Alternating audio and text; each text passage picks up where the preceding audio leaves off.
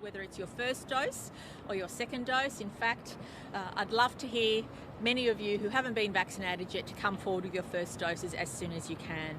To 8 p.m. last night, we had 1,284 cases of community transmission, and regrettably 12 people lost their lives.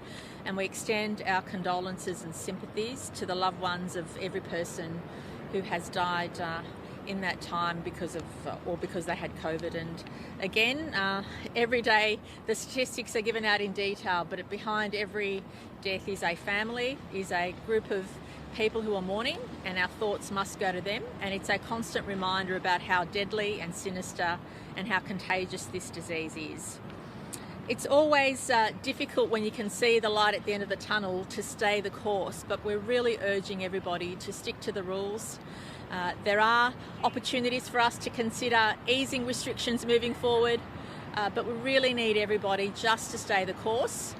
We're inching closer and closer to that 70% double vaccination rate, which is very pleasing. So getting to that milestone of 50 gives us heart that in some weeks we'll get to that 70% double dose and enjoy many more things than what we can today, and start to feel more normal about life at that stage.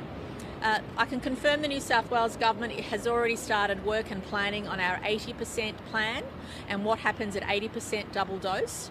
And one of the things that obviously we expect to occur at 80% double dose is to consider our international borders. That is Aussies coming back home through Sydney Airport, but also our citizens having the opportunity to go overseas when previously they weren't able to. And I'm very pleased today to be joined by Minister Ayres, who ordinarily is the Minister for Major Events and tourism and a whole range of other matters, but today he'll be pleasingly announcing a home quarantine trial that we'll be doing in New South Wales. That will start in the next couple of weeks. The planning work's already been done. Minister Ayres will talk about that now, but it's really opening the door to what home quarantine will look like for us moving forward.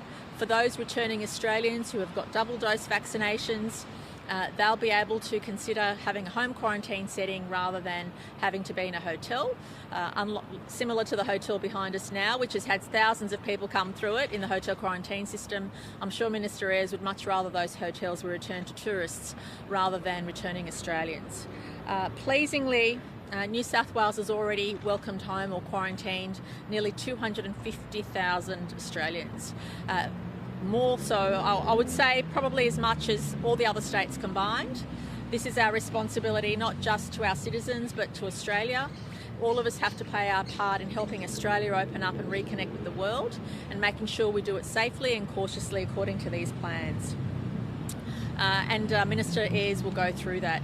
But can I just say very strongly, if you haven't had vaccination yet, please come forward and get vaccinated. It's really important for us, once we hit that 70% double dose, which we're likely to in around the middle of October, is to make sure we have as high a rate of first doses as possible, but also make sure that we have good coverage amongst the 12 to 15-year-olds, and all the reports I've received are very positive on both those fronts, and we really encourage people to focus on that, because that is our ticket to freedom and that is our ticket to living more freely. I just wanted to also stress that we are working with business and industry to make sure that there is certainty and clarity around what everybody can expect at 70%, and obviously getting their input as to what might happen at 80%. So Dr. Gow now will give the health update. Minister Ayres will talk about the trial of our new quarantine system, and I should also say that includes a number of other people